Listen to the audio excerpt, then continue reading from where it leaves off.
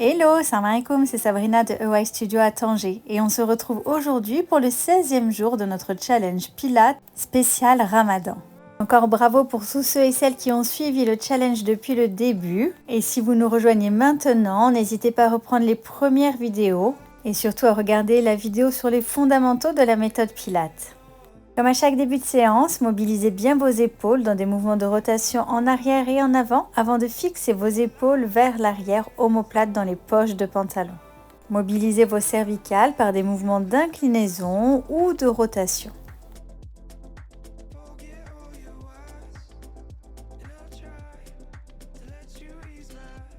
Et prenez le temps d'installer votre respiration thoracique latérale en pleine conscience. Et on est parti pour une séance full body. Et pour ça, venez vous installer dans une position 4 pattes. Reprenez de bons alignements, vos épaules qui poussent dans vos paumes de main. Tendez une jambe, inspirez, descendez, expirez, repoussez en position de push-up. Dans cet exercice du push-up, l'engagement de votre sangle abdominale est essentiel. Prenez de la force dans votre centre, dans votre transverse. N'oubliez pas d'engager la contraction de votre fessier. Vos épaules sont toujours vers l'arrière, les coudes dans l'alignement de votre buste. Bien sûr, si l'option jambes décollées est trop difficile pour vous aujourd'hui, vous maintenez la première option qu'on a déjà travaillée la semaine dernière, les 2 genoux au sol. Encore 5 secondes. Et relâchez. Puis venez vous installer sur le dos. Prenez le temps de replacer vos alignements, de contrôler votre descente. Une jambe au sol fléchie qui correspond à la jambe tendue que vous aviez au push-up. Je vous propose là une variation de notre roll-up, roll-down avec un mouvement de twist. Expirez, remontez sur un ventre rentré, un périnée engagé et un transverse contracté. À la descente, inspirez et contrôlez le retour de votre colonne dans le sol. Mettez de la longueur dans votre enroulé avant d'amener votre torsion. Et pour ça, imaginez que vous devez passer par-dessus un petit ballon avant de vous autoriser à remonter. Encore quelques secondes. 3, 2, 1 et relâchez. Puis venez vous installer sur le côté, les 2 jambes bien alignées à votre buste, déposez votre tête sur le bras de sol, bras légèrement sur l'avant pour respecter vos alignements. Décollez vos 2 jambes pour double side kick, vous allez amener un mouvement de l'avant vers l'arrière. Une jambe va vers l'avant, l'autre jambe pousse vers l'arrière. Vérifiez régulièrement votre petite limace qu'on a déjà rencontrée lors de plusieurs séances, elle se situe entre votre taille et le tapis. À l'inspiration, cette limace a de l'espace et à l'expiration, elle a encore plus d'espace. Dans tous les cas, vous ne devez jamais l'écraser.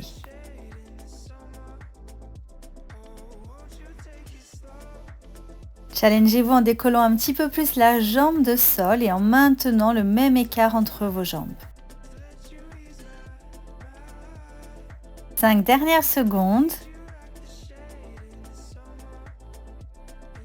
Et relâchez. Restez du même côté, venez maintenant prendre un appui sur votre avant-bras en plaçant votre coude dans l'alignement de votre épaule. Position de votre main en couteau pour maintenir une épaule basse. Jambe de sol fléchie, engagez votre centre et toute votre zone latérale pour vous porter et vous élever. Amenez là maintenant petit battement de jambes dans une position de gainage costal. Hanche supérieure vers l'intérieur, gros orteil qui vise le sol pour un engagement de votre fessier. Amenez un mouvement en pleine conscience et pour ça, n'hésitez pas à visualiser des zones de résistance. Résistez à une charge pour élever votre jambe. Poussez contre une charge pour abaisser votre jambe. Un mouvement en pleine conscience sera plus productif, plus précis, plus contrôlé.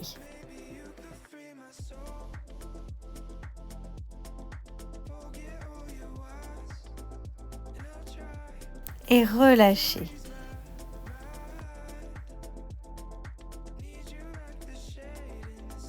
Puis Puis venez vous installer à nouveau sur le dos. Prenez le temps de replacer votre position, vos alignements et vos appuis. Exercice du 100 et pour ça vous allez venir tendre une jambe. La jambe tendue sera la même jambe que vous aviez tendue lors du push-up. Ressentez que le battement de bras part de votre épaule et ne met aucune contrainte sur vos cervicales. N'hésitez pas à décoller un petit peu plus épaules omoplates si vous êtes à l'aise dans la posture. Et en option plus, vous allez pouvoir décoller la jambe de sol. Continuez un battement de bras vif, allez chercher de la force dans vos stabilisateurs, de la profondeur dans vos engagements du centre. Encore 5 petites secondes. Et venez relâcher. Dans le contrôle, vous allez venir vous tourner sur le côté pour vous réinstaller en position 4 pattes.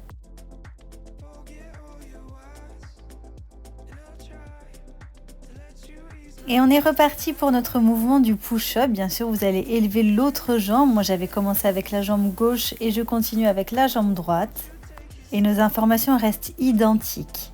Si vous êtes à l'aise dans la posture, décollez la jambe. Si vous sentez que c'est difficile pour vous et que l'information est de trop pour aujourd'hui, vous maintenez vos 2 genoux au sol.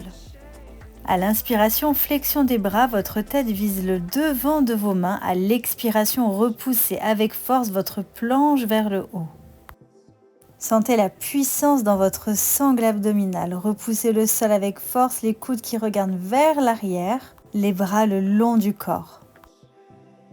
Plus que 3 secondes et relâchez.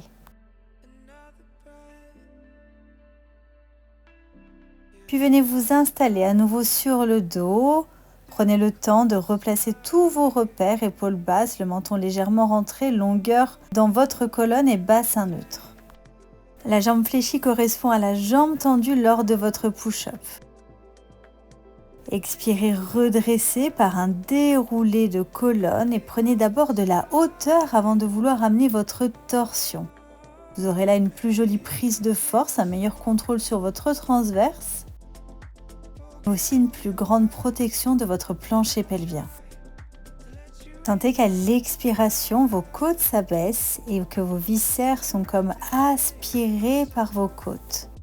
Visuellement, pas de petit ventre qui ressort, mais plutôt un petit ventre qui vient se cacher au creux de la colonne.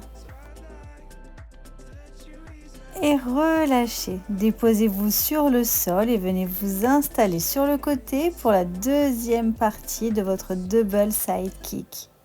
Là encore, prenez le temps de vérifier tous vos alignements, de déposer la tête sur votre bras, élevez la jambe supérieure puis la jambe inférieure et amenez un kick d'un côté et de l'autre. Inspirez, amenez un kick, switchez sur l'expiration. Vérifiez régulièrement cette petite limace que vous ne devez en aucun cas tuer pendant l'exécution de votre mouvement. Votre tronc est stable comme calé contre un mur. Le mouvement est seulement amené par le battement des jambes. Votre mouvement est fluide à l'image de votre respiration, contrôlé à l'image de vos engagements. Maintenez encore 5 secondes. Et relâchez.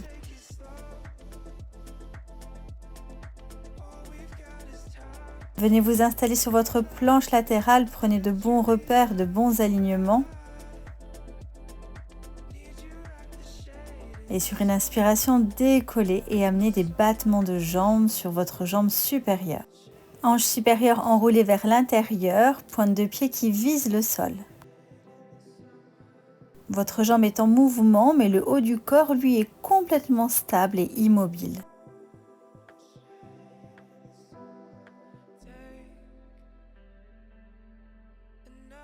À l'inspiration, élevez votre jambe, élevez vos côtes. À l'expiration, abaissez votre jambe et abaissez vos côtes.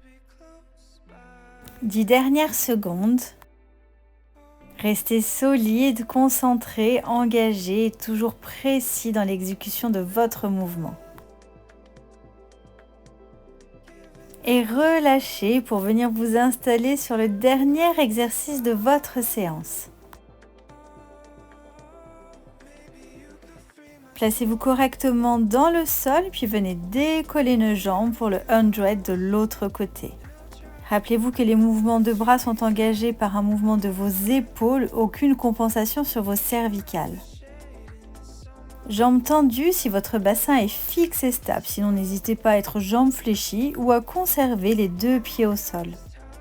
Inspirez sur 5 battements de bras, expirez sur les 5 battements de bras suivants. Et si vous êtes à l'aise, décollez la deuxième jambe du sol. Maintenez, challengez-vous, ce sont les dernières secondes de votre séance. 5, 4, 3, 2, 1 et relâchez. Bravo, vous validez votre 16e jour de challenge et nous on se retrouve demain pour un nouveau challenge.